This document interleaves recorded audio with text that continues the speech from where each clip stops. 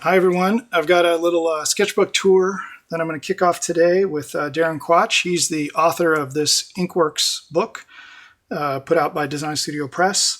And Darren, when did we do this together? This came out This came out around 2013, 2014. 2013, 2014. Yeah. So this was almost an exact one-to-one replica of his real sketchbook.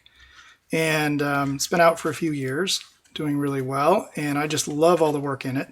And so Darren was nice enough to come over today, and he's going to show us what he's been working on in his personal sketchbooks since this book was published.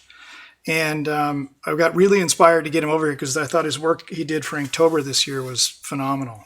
So we're going to get into that, but before that, we'll show some of his older sketchbooks. Yeah, that's Okay, so this is the first little personal sketchbook we're going to look at that he's done since the Inkworks book came out. So Darren, can you introduce what this book is? yeah. So these are just a collection of drawings from my sort of daily carry. Every once in a while, I'll just kind of bring this around. It's small. It's a really portable book. Okay, first, is this you?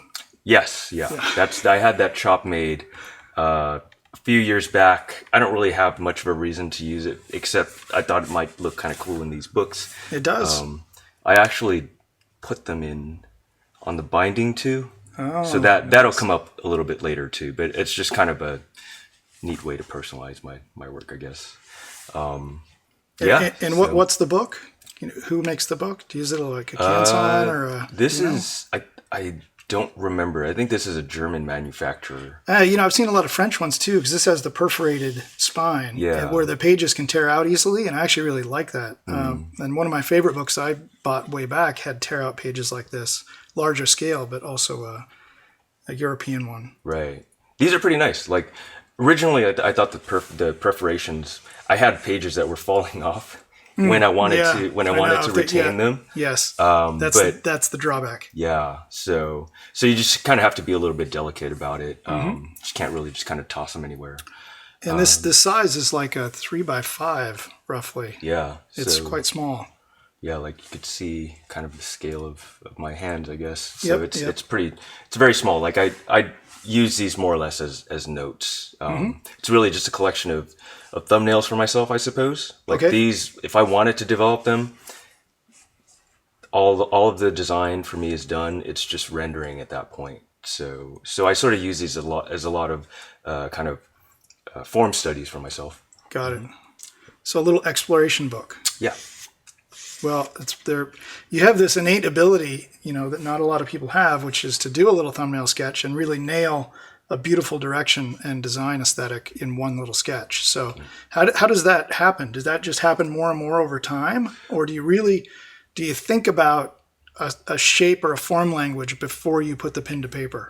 So I think with all of these, all of my, I guess, sensibilities have calcified over the years, and so these come pretty easily. I think that it's just kind of building up years and years of drawing various kind of subject matters that you like, and like as you're doing like a lot of studies for your work or for school or whatever, all of that sort of builds up. But what ends up coming out from here, it's just whatever hits the page.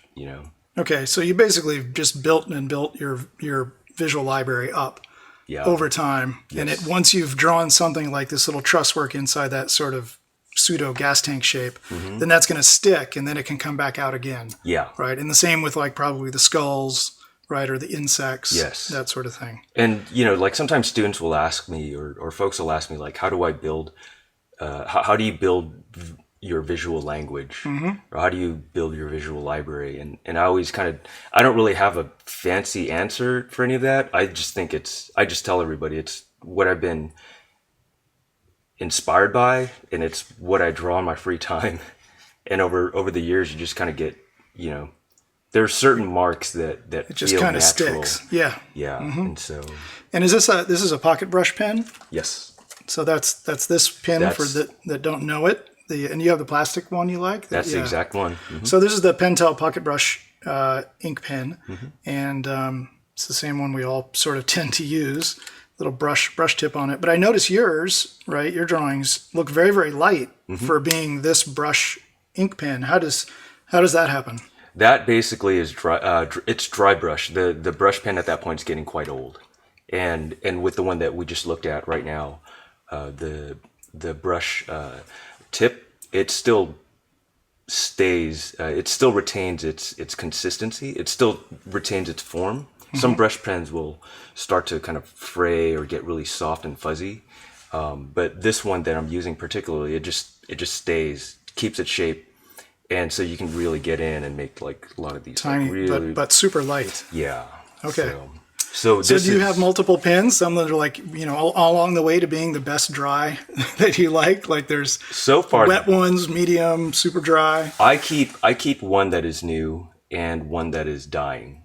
Okay. And then as soon as the one that is dying is dead, that one, goes in the trash, and then the new one is starting to die, and then I replace it. So I always keep one old and one new, more or less. Got it. So I think at this point, I really wanted to, at this point, like I think I started switching over to a newer brush pen. And with this paper, it has a little bit of tooth to it. Yeah, that really helps, doesn't it? Yeah, it does. It does quite a bit. And then so what you can do is you can just like dry brush this, and then go back in if you have a really new one. And then you can get like really, really tight lines with that. Got it. So there's no underdrawing then for these, right? There's no light marker. There's no pencil. There was no planning. Just started with a gesture and start filling stuff out. Mm-hmm. And then when you start, how do you start? Do you start with a key line like a silhouette, or do you start to set limits for a pose, or do you start with what you can visualize the most, like maybe the near side arm, for instance? It generally starts with a. I guess how can I say it? It starts with an image in my head, I suppose. Like I have an idea, it's a very loose, very amorphous idea of what I want to put on the page. Okay. And then I start with the gesture, and then just start filling. Like a lot of these small greebly bits, those are not planned. Sure.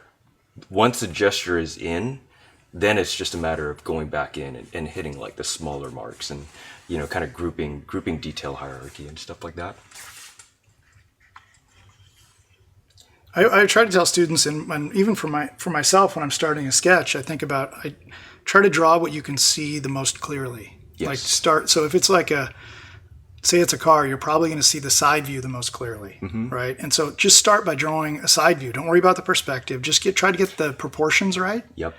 And if you get the proportions right, that's where I think all the interest comes from. Yep. In the very beginning, while you're trying to develop something. And then the detailing, of course, with a good visual library of how to indicate details, then you can add a lot of nice illustrative interest to it and texture. You bring up a good point there too, like just drawing what is the most, I guess, what comes easiest. I think I used to think that it would, you set down some, marks on a page, and then you try to draw the exact thing and have it be a finished product when it's done. But a lot of times I think it's sort of like taking steps to the final product, right? So if drawing from a side view, that's easiest to visualize. Yep. Get that down. And then when you do transfer it to a perspective drawing, you already have your 2D design down. It's just transferring it. So yeah, I totally agree. And I can see how light you can start to work with that pen is pretty fantastic, isn't it? Yeah. Especially once they start to dry out. Mm-hmm. Yeah. So this one doesn't look like you. Nope. I'm going to call Darren Bartley out. So I actually, I was really fortunate to meet Darren. I've been a big fan of his work, and it's sort of like one of these situations you get to meet your concept hero, and now you're working with this person. But also, like we're working together, and I always liked the idea of, when graffiti artists, they carry around the black books, right? They get their friends to draw in it and stuff. And so it sort of becomes like a community kind of thing. And so this is more or less a translation. I was like, hey, Darren, can I get a sketch? And he sat down and drew me one of these. Little did he know we'd put it on YouTube. Yeah, so oh well, maybe get some more stuff out of him. So yeah, this is another Darren drawing. Good stuff. Yeah, so it switches back to that man should do a book. Yeah, Darren.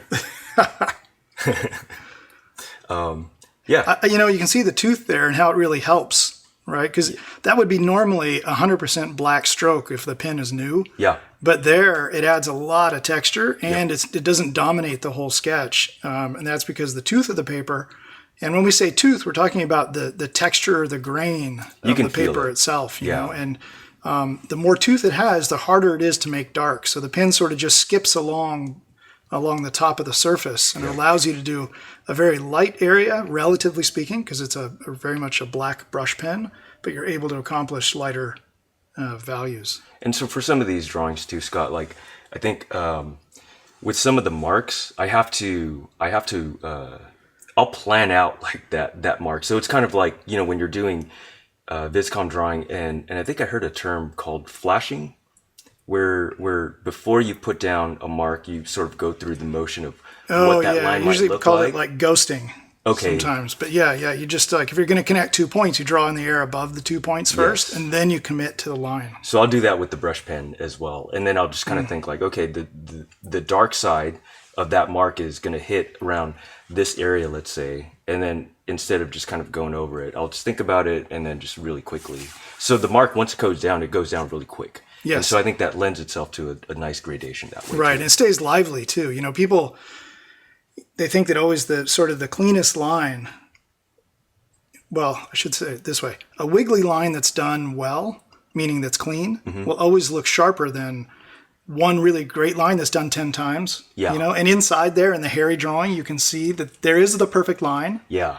But it's surrounded by 9 other lines. Yep. So I think there's an important lesson to learn when you're trying to increase your draftsmanship, which is you have to know when to stop. So if a line doesn't quite line up or it's a little bit wiggly, you know that one of those is going to look 10 times better than 10 really good ones that are all on top of each other. Yeah. So for some of these too, sometimes it's like, hey, this line is wiggly. I'm not saying like this was intentional, but if this was not intended, sometimes I'll just leave it. It's just like, okay, that's good. That's good enough. I'm not, looking to create like the perfect sketch. Like I think as a gesture, if it works as a gesture, leave it. Yeah, totally agree. Yeah.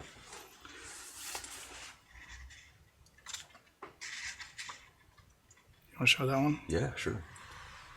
So here's another one from Jeffrey Arnault. I'm calling him out too. It's another former coworker, industry colleague. So this one is from Alex. So yeah, it was kind of fun like collecting these. I think people get surprised because they're like, "No, I don't want to draw on this. This is so delicate." I think it's too precious, but it's just go for it, man. Just go for it. Yeah, it's just kind of fun. So mostly spaceships and mechs. That's probably my favorite subject matter. Yep. So that's not you. This is super special. I got to meet Mike Chillian. I have some friends over at Squanch Tendo. I visited their office and I was like, man, I got to meet Justin Roiland. I got to meet Mike Chillian. I have to get a drawing. So it was funny because I handed in the book and got to check out their project and stuff. But yeah, it was really fun. I got a Mike Chillian original. Cool. Tell people what that's from. People Rick and Morty. People don't know. If you don't, come on, look it up. Go watch it. It's a great show. And then you do your shadow pass at the end with darkening. I think sometimes. I mean, with something like this, like I think because I already knew like what that general gesture is. Like it really was just like, okay, kind of move it around here, and then I know that I'm not going to go over the page, so I just start here and just kind of move up, and then connect the dots. Yeah. Well, it's a beautiful range of shapes. So I hope we'll probably see this one in like an Inkworks 2 volume. That'd be fun. At some point. Yeah. Just more and more good stuff. I think that's the thing that I enjoy about this type of drawing is that it's not, it's not refined, but it really is just kind of, like you said, just exploring different shapes, exploring different forms. Like things start to morph and evolve over time. Yeah, I wish more students would do this level of investigation. of the form language and just of their drawing skills and thinking on paper before they start jumping into doing finished pieces. Yeah. Because this is where you develop your ideas and your style and your form language. And you sort of want to take the pressure off of the illustration.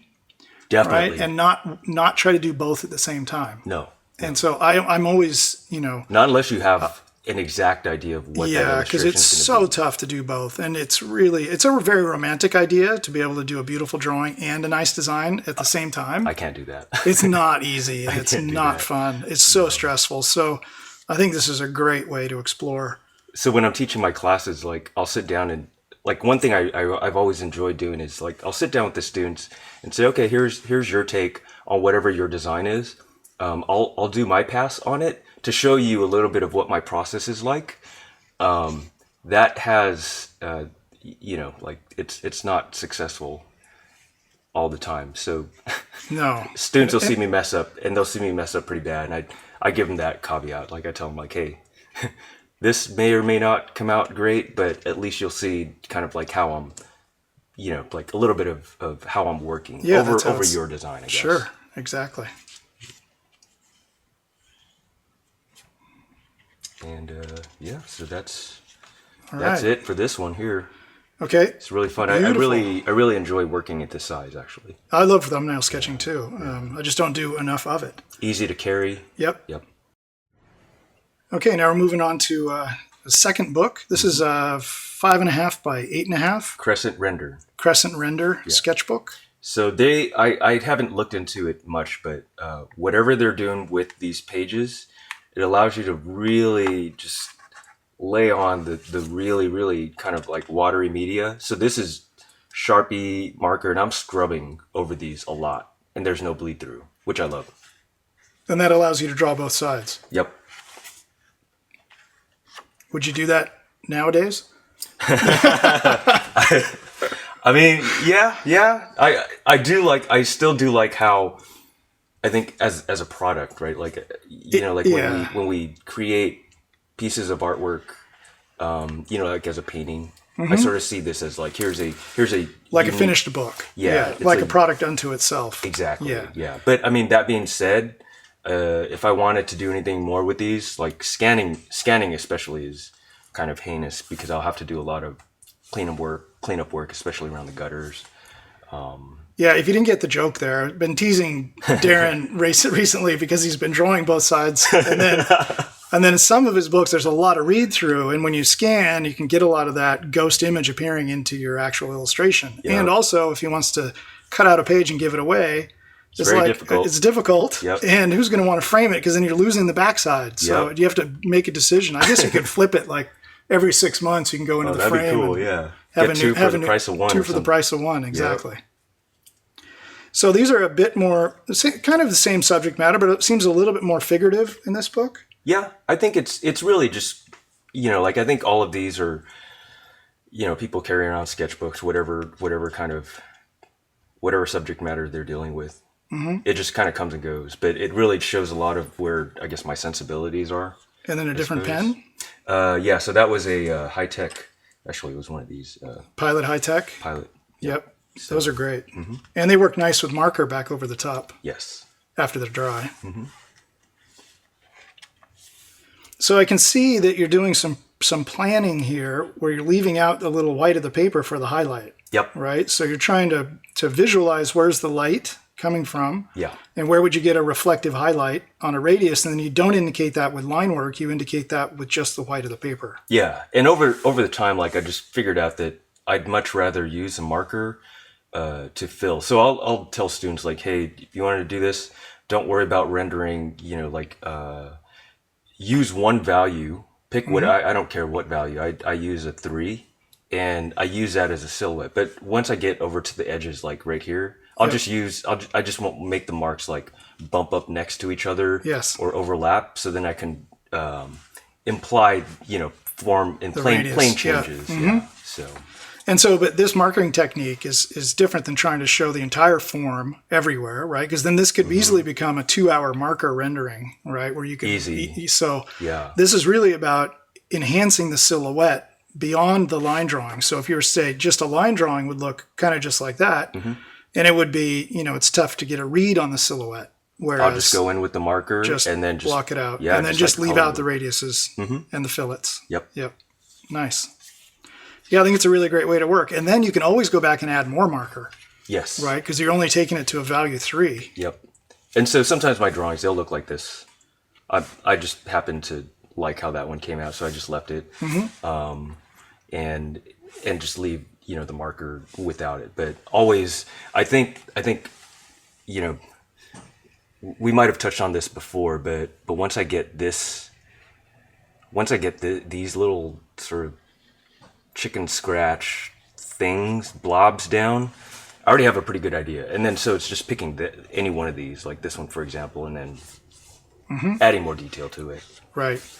Right, and getting the symmetry a little bit better, etc. And then this one, because you could pre-plan, you don't have a lot of line overlaps where things are crossing, because there's going to be arms crossing in front of legs, right? And so knowing that, then you can pre-plan a little bit your drawing and nail it in ink without having to then go, because in this case, you moved a leg, I see. Messed up. Yep. But because you moved it, then you could save it again because with the marker and the dark ink, you could really pop the silhouette, and then the early drawing just goes away. Yes. Yeah. Yeah, I think it's a great way it's kind of like a great way to still save a working sketch. Yes. And you can still see the silhouette. And I think it's kind of nice to see some of the thinking on the page. Yeah. And some of the underdrawing. And a lot of these have a lot of those kinds of marks where they don't, I guess because there was no lay-in for these. So once the thumbnails are done, I go in with, big gesture lines, and then it's just like defining the forms after that. Right. So there's probably some of your very first lines are there. Yeah. There. Set the center line, then set the wing. Yep. And then a couple of section lines. Yep. And for a lot of these, like I'll just bring it up to a perspective that works pretty convincingly. And then from here, we can take it into Photoshop, clean up lines, Yeah, clean up lines, lay down a more accurate perspective grid, and do a, sort of a final line drawing. Yeah. If it's a design that you want to take further. Exactly. Yep. Nice. But one thing that I always really liked about these is just leaving them as loose gestures, I guess. Yeah. No, they look beautiful because they stay very lively too. When you've got a lot of wiggly lines, and you're good. You're good enough at estimating the perspective that we believe it. Like there's no question that on the perspectives that we believe it's a 3-dimensional object, right, on a ground plane, etc. That has weight, has symmetry, right. And to be honest, if you started throwing a lot of guidelines in there, it's just going to draw our attention to what's not in perspective. So drawing with economy, and when you're doing your early sketches and leaving that out, I think is actually more effective. Oh yeah, with this technique. Yeah, I was talking to Kang Lee about this, and he made a really good point. He's like, hey, if you keep these drawings, the lines are loose, don't put any ruler marks on them, because once you put the ruler mark on it, the entire drawing will be ruined, because now everyone's going to fixate on that. Yes. On that discrepancy. No, you don't want to draw people's attention to a perspective grid. You're much better off to keep it loose. Just leave it. Yep. You know how to draw in perspective. Everybody can see that. So, there's no question that you can go back and tighten this up and fix it with a grid, etc. When you need to do the final real rendering, if it was going to be built as a model, for instance. My interest is really just to try to be able to indicate as wide of a variety of forms, given my taste, I suppose, just because this is not client work, this is all personal work. So it really is just like, how do I freehand draw the widest variety of forms that I can come up with? Right. And have it look pretty convincing. And I love you put investigation and thought before you jump, to the big one. And it does make this big one much more doable. Yeah. Much easier, much faster. I can reference back to it. Yep. So I think this is where the silhouetting reads really well, because if it did not have the gray marker silhouette fill-in, they wouldn't look the same. No, it's tough. It's tough to read the silhouette, but you have to work in a medium that will allow you, that likes the marker, right? Like you can't just lay these in a ballpoint and then throw marker on. They'll all just be a big purple blob. Yeah. So So what's interesting, folks will ask me, like, do you start with a marker? Like, how do you get it so clean? It's like, I just tell them, like, That's a big part of the key. Yeah. And you know, once the planning is done, I have always, you know, like I'll draw and then just use the marker as a color. It's like coloring inside the lines. Yeah. That's all it is. Right. When you're blocking in the silhouette at the end. Yeah. Well, it makes for really beautifully, very appealing drawings, even though they're very loose. So they're highly detailed, but they're still quite loose, you know, in the quality of the line and the perspective, etc. Yeah. But I think it's the economy of line that makes our brain think it's super tight. Right. Right? If this was really hairy and had a whole bunch of lines around it, we'd never be able to see that truss work. We'd never be able to see these individual tiny antennas. Yeah. And so I think that tricks our brain into thinking it's much tighter. Yes. And I think it's a good lesson to learn. It's a really difficult lesson about when to stop and how much is enough. Oh man, I still get it. I love to noodle. Yeah. Whether like it's just a habit that I still feel like I'm trying to get rid of to this day. And I'll just, you know, I think over time, like you just get better at catching yourself and editing yourself, like saying just like, you know, don't spend too much time, like, you know, on this one little tire. Oh, because and isn't it the worst feeling when you've gone too far? Yeah. And then you're like, oh, come on. Yeah. The drawing just dies. It dies. Yeah. And then not only that, now you've committed yourself. So like, say I like start here, right on the front corner, or even worse, I start back here and I like start doing tire tread. Then you have to have it. And then I'm like, oh, I put it on the rear wheel. It's got to be on the front corner. Yep. I can't just leave it there. And then you're like, and you take a big sigh and you're like, I'm fully committed now. Yeah. You know, and then what's even worse, it's maybe on a design you don't even like. Yep. But you're like You sitting just have there. to pull through and I just, know, like, you're like, finish it. Yeah. It's It's so frustrating. Just to make a decent drawing, you're working on a design you don't like. Yeah. It's the worst. Yeah, those are great. And I see you do a little bit of cross hatching. So you do a little sort of contour line cross hatching to help show the form. Yeah, it's just I think it's so that the Sharpie marks, you know, they're very binary, right? Like it's either on or it's off. Totally. So unless I'm stippling or cross hatching, that's just a way to kind of feather the forms a little bit more. Yeah, it works well. So yeah, here's another one where it's just like started with a drawing, didn't like it, and then just changed the direction of the tail. I don't know why I did that, because I have a little sketch here that already had it figured out. So I don't know, maybe I was getting fancy or something. It just changed up halfway. Do you go through a rhythm where you like maybe fill in some pages but don't feel like going large, and then so you go on to the next? And those were going to be something, and then I just left it. I just lost interest in them. Yeah. So sometimes I'll just go and, you know, fill just along the top, just a couple of notes for myself. And do you ever do this, that like along the top here and then do another page before you jump? Or do you always jump? Yes, I'll do that sometimes. Yeah. Not all the time. But yeah, like sometimes I'm like, okay, I'd like to just get through a couple of different iterations and just get all of them down. Mm-hmm. Because I know I'll just pick ones that I like and then just spend a little bit more time on them later on. Yeah. So yes, I will go through that process. Because sometimes what I do is I'll fill a whole page because I'd like to do the light marker first and then come back with the ink second. But I'll fill the whole page with light marker first. And sometimes I'll put the page away, or in my sketchbook, I'll go to the next page, and then I'll even wait a day. And then I come back to look into the little value blobs. Oh, that's a good and idea. I see different shapes Yeah. than when I drew them the first time. You're looking at it with fresh eyes. Yes, exactly. Right. And I discover things in those little value blobs or the thumbnails Shoot, I'm going to try that out.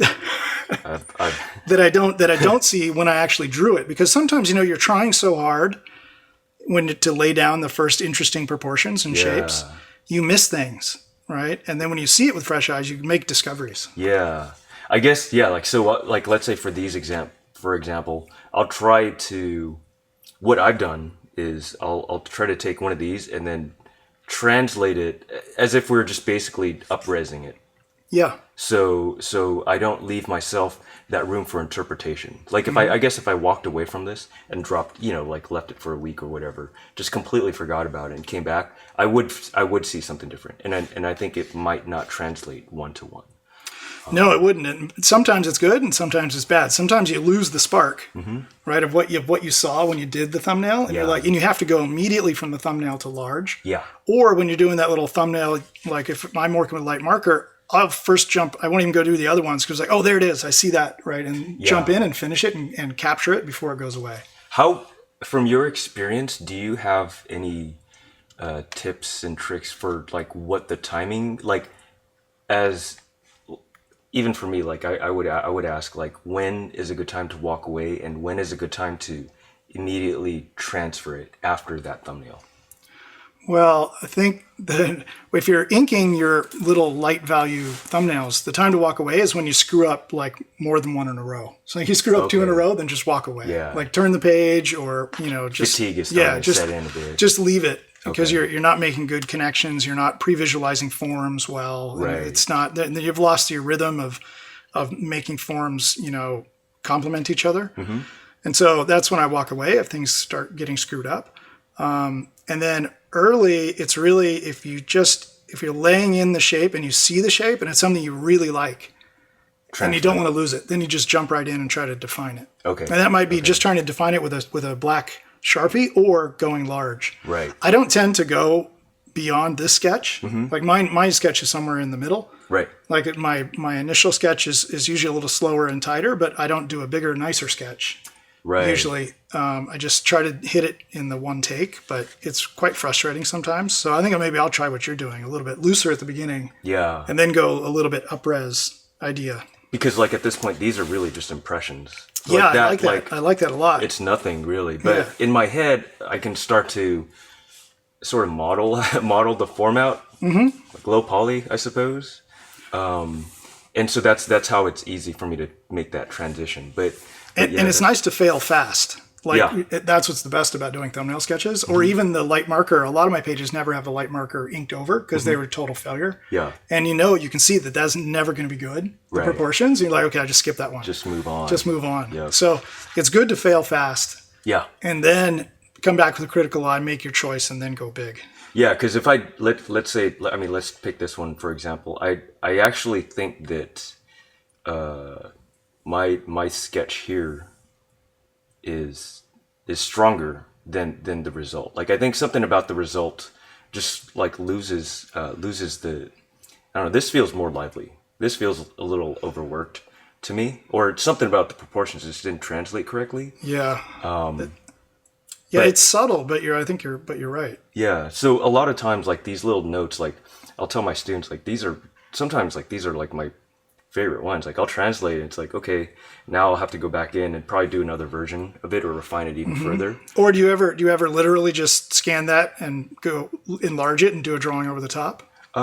Use it as an underlay? If I'm working digitally, yes. Okay. Yeah. But I think because like for these, I really am just kind of having fun with the pens, like with the medium, they're really just meant to be analog pieces. So, but that is a good point. Like, let's say if you have this idea and you can skip this step, just scan it in and then just finish it off in Photoshop, Well, I know if you're doing a painting, like a rendering, like that's enough of a line drawing to start painting, right? In Photoshop. For sure. I've worked over a lot of sketches that look just like, that loose with just a brush pen and then go just straight to value and color and start painting.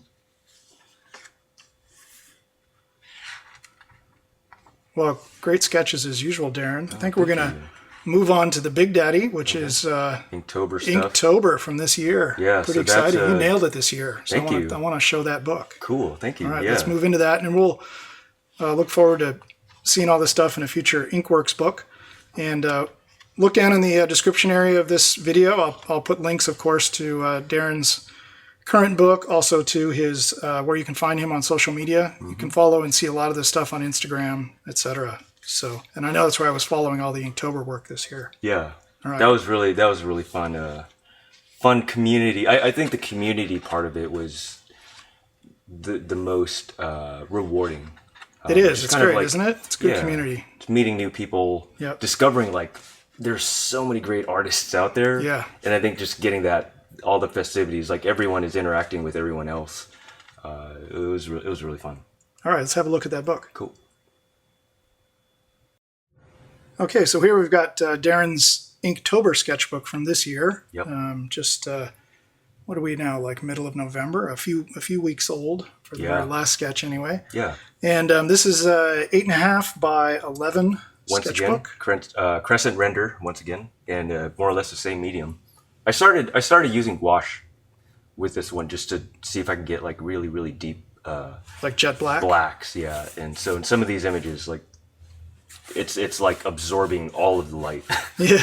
It makes the Sharpie marks like stand out actually. Yeah, kind and of it's surprising how what a matte finish gouache has compared to an ink pen. Yeah. Like if you use jet black, it's like felt. It's amazing.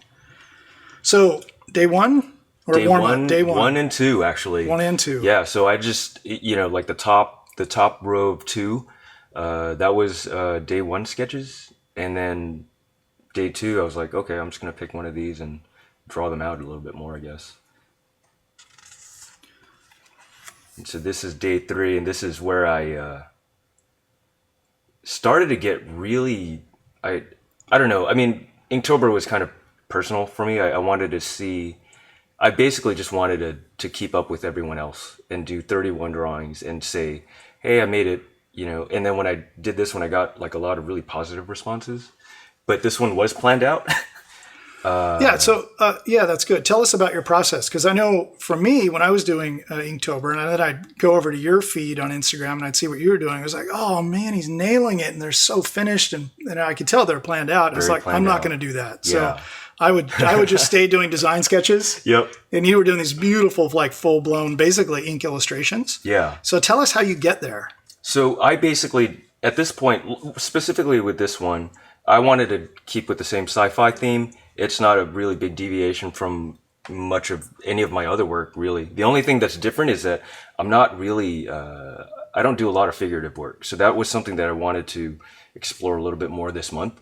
I did this, planned it out, with, I had a lot of graphite, throwaway graphite drawings that were on separate sheets. Yeah, I think you have some in here, don't you? Should we pull one out? Yeah, sure. We can pull any. Is there one here? Yeah. So here's an example of, so I don't know if you can see it, but It'll show up. Yeah. It's pretty faint. The graphite, it's just pencil on paper. I'm making my notes, and once I have a composition that I like, I would just transfer that with the same pencil lay-in, and then after that go over with my ink liner and markers. And would you erase the graphite at the end after everything was dry? Yeah. So the thing with this, once again, like right now, I'm just on a crescent render kick. However they're constructing their paper, it just holds the medium really well. But after the line drawing is done, and I can have like some pretty messy lines. Once it's all erased, the ink stays. It's nice and clean. There's not a lot of residual ghosting. So yeah, but yeah, like I think once I did that, I got number 3 got a lot of positive reactions. So I think I locked myself into that cadence. I was like, okay, I'm gonna try to keep up this rhythm for the rest of the month. And tell us about what was the challenge there? Because these are pretty elaborate, to be doing one of these a day from your imagination with a new composition, a new design, each day. That's a big challenge. You weren't working as much as normal in October? I was not working as much in October, to be honest. I'm working on some other kind of side projects right now, but with Inktober, I was like, I'm just really into the festivities, and as the momentum built, I started to spend a little bit more time each day, and so my work partner was really understanding. He was like, all right, man, just do your thing, and I'll do my thing. I did a little bit of the same. Yeah. Especially on weekends, I would dedicate like a full day of drawing and do a whole bunch of pages. That's cool. Yeah. So these would I basically try to plan as I finished one up. at various points in the day, I try to plan out or start to think about like what I would want to do next. And every once in a while, I'd refer back to Jake's Inktober, suggested list. Oh, yeah, uh-huh. And so I use that as like a baseline framework. But then from there, I didn't really want to hold myself to any one of those themes. For example, like this was, I just happened to be thinking of a trip that we took with a friend, with a group of friends to Hawaii one year, and we rented like a bunch of little scooters and rode around town in Maui, and this came out. Got it. So yeah. People really like this one. That's a great one. Yeah. I think that one's like, I feel like if the person wasn't there, it wouldn't have. I agree. I Reaction. think having the figurative element to these sketches is fantastic and adds so much more interest from an illustration standpoint. Yeah. Yeah, and a narrative standpoint, that people they want to know what's the story. Like, what just happened to this kid? Did he just get hit in the face by a bully, or did he accidentally slip with the wrench and hit himself in the face? This was the end of, this was number 8? Yeah. So it was right around the end of the first week. So I felt you? a little bit, Yeah. I felt a little bit like that. My brain was kind of tired. It was at that point I was like, I don't know how I'm going to pull this off. Yeah. Yeah, but you just get into a rhythm, and the thing is not to think about it. Like the thing is to just start. Yes. Yeah. That's the whole key, I think, is just get started. So all of these started with a little bit of a narrative. I think it helped that I had 1 or 2 figures in each scene, just because then I could like either make an interaction or have them posed out in a certain way that implies a certain story or whatever. So these here, these didn't make it. I was really into these 2 actually, little More fantasy style. vampire guy, and then this guy, I don't know, he just took a swipe and beat up a bigger dude. But I did like those compositions, and they just didn't make it. Like, So I, basically at home I had a pile of throwaway thumbnails like this. Got it. Yeah, it definitely did not all build and was created on, what you see here. Mm-hmm. So, do you have trypophobia? What, when I'm afraid of tripping? No, it's it's a thing. Like I had the reference that I had for this was really gross. I think it's like a fear of I hope I don't completely kill the definition, but it's like a fear of many small clustery holes. Like you look at like a honeycomb. Yeah, or, like sometimes when people are like, yes. There's a picture that I was looking at where it was a picture of someone's knee, and then they pressed in a bunch of like little pebbles. Yes. And then the pebbles fell out, but then you could see all the little indentations. The dimples, yeah. Yeah, but it's just kind of like that really creepy feeling. You get the hairs on your neck standing up. So trypophobia, it's some of the reference pics are pretty gross. Are we this one or we skip? Yeah, we can do this one. So I actually started looking at a lot more comics at this point. I'm a big fan of horror. And Okay. There's this artist that I'm just super in love with right now. His name is Junji Ito, manga artist, and he draws these really just kind of unsettling. He'll draw these really beautiful characters, and they're doing their thing, and then it's like, oh no, supernatural stuff's happening. Yeah. And then the way that he renders the supernatural, like whatever that phenomenon is, it's just super unsettling. So anyways, Inspiration for this one. Yeah, that resulted in this. Now, you have some ideas on what you're going to do with some of these, right? Because they're so finished and beautiful. There are other things that you can do once you have a finished illustration like this. Yeah, these are done. I'm in the process of basically digitizing these, so I'll have master digital copies. I'd like to put some of these up for sale on eBay quite soon. Okay. But once these are done, printmaking, T-shirts or whatever, just something to kind of extend the messaging beyond. Show this one. Yeah. So this one's kind of fun, but I don't know if you can see, but yeah. So this gouache right here, It's heavy. Yeah, it's bouncing. We can see right where we're standing that the light is bouncing off of it, but when you see this in certain situations, like it just really absorbs. Oh yeah, when you light. scan it, it'll just be completely, dark there. Yeah. So all of these, I really just try to put, one or two characters, have some sort of interaction. It just helped. It helped. How do I say? I was able to just tell a better story with these. Yeah. You get this sense that something is happening beyond a like a design, I guess. Right. So. And they're also a great scaling device on the sci-fi things where this could be almost any size, right? Mm-hmm. You could put a person this big or you could put them that big. Yeah. And so it really works well as a scaling device. Mm-hmm. And is that also dry brush or a little bit of pencil? No. So at this point, I think I was feeling a little sketchy about going in and trying to dry brush that. So it's graphite. Got it. Yeah. People really like this one. Yeah, that's fun. Yeah, I think that one's gonna. Well, it's the composition too, and the negative space that you chose to leave out. Yeah. Right, and that's always a big part of planning these images. Mm-hmm. If you can nail the composition, but it's where do you stop? Right. So having a graphic element that actually contains, all the value there. So we'll a nice way to end that. Yeah, like we have I have this taped to an opposite page, like the sketch later, but this one, it was really funny. I had some friends and we played games together, but there's this one that a bunch of us got really into. It's a game called Payday 2. It's basically Heat, the video game. Mm-hmm. And yeah, so I think I was just thinking of kind of reminiscing all the time. Like, oh yeah, let's do a bank robbery scene or something.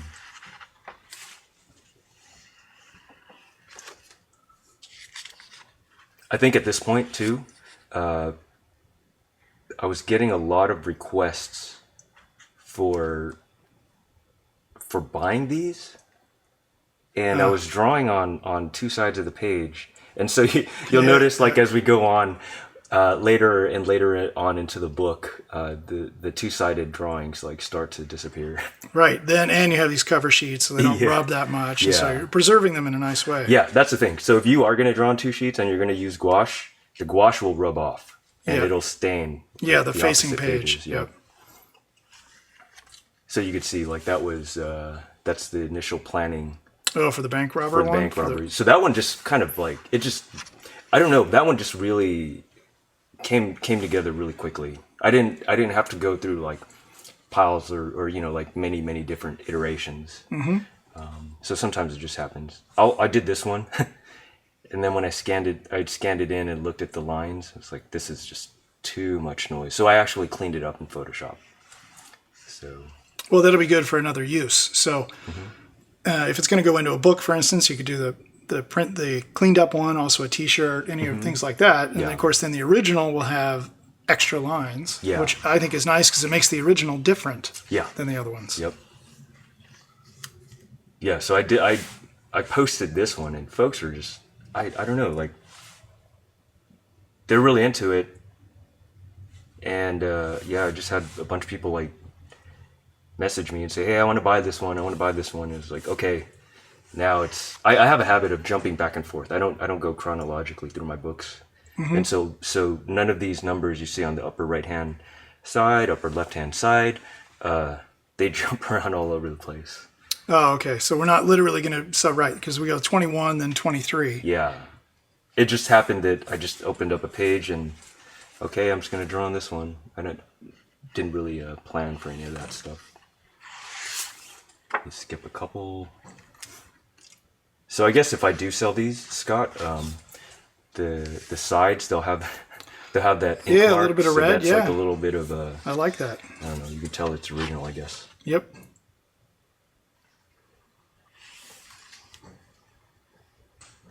I'd like to make a VR game where you play as one of these. I'd like to make a VR game where you play as a cameraman, and then you got to like get into like these really weird poses and try to take pictures of whatever you're doing in the world. So, in the real world, you're into those poses. Yeah. And then so, like you get to see your friends like get into these really falling awkward over positions. Yeah. So I think this was coming up towards the end. I don't think I numbered this one. This was like 29 or 30 or something like that. But Well, that's nice about Instagram. You can go back and figure out what day it was. yeah. Then you can add it back on. Yeah. So yeah, like I think this was just like, hey, I see the finish line. Yes. It's almost over. Let's just wrap this up. So I like this one. What's the backstory on this one?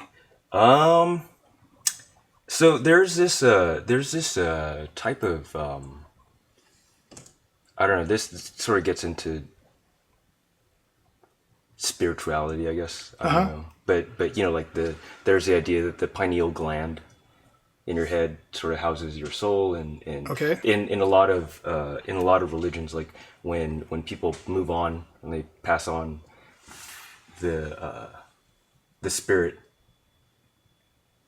Is that where it leads sort from? of exits Okay. the top of your skull. Got it. So I just really like that kind of imagery, you know. And so this is it's not directly a translation of that. It just seemed kind of cool. I was looking at some websites about pineal gland and how it pertains to spirituality, and then this came out. So Got it. yeah, Cool. this is fan art for my friend's game. he's somewhat of a unicorn in this industry. I have a lot of respect for him. We worked together at one point in the past. We're sort of collaborating right now. But he just finished up a game earlier this year called Invisigun Heroes. And so the crazy thing about him, his name is Shadi Muklashi. He more or less built the entire game on his own. So he designed it, Wow. Yeah. coded, did the animation, sprite art. Like it was like everything. And so, you know, like this was just kind of like a tribute piece Fun. for him. So yeah.